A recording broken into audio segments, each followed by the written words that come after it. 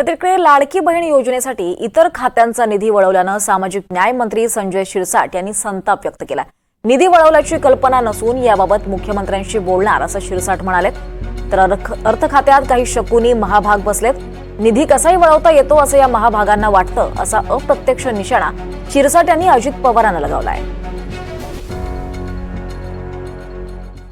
हे बघा, माझं स्पष्टपणे मत आहे की या खात्याचा कायदेशीररित्या तुम्हाला कोणताही निधी वर्ग करता येत नाही, कट करता येत नाही।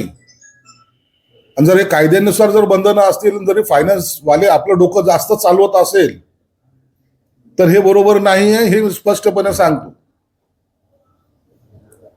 आदिवासी खात्यामध्ये निधी का वर्ग करतात, ते खातं कशासाठी निर्माण झालंय, सामाजिक कल्याण खातं कशासाठी निर्माण झालंय, काहीतरी त्याला बेस असेल का नाही, काही नॉर्म्स आहेत का नाही त्याचे।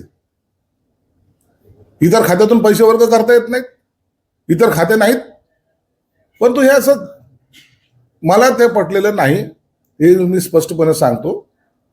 मुख्यमंत्र्यांशी जेव्हा चर्चा होईल त्यावेळेला याच्यातून योग्य तो मार्ग आम्ही काढू।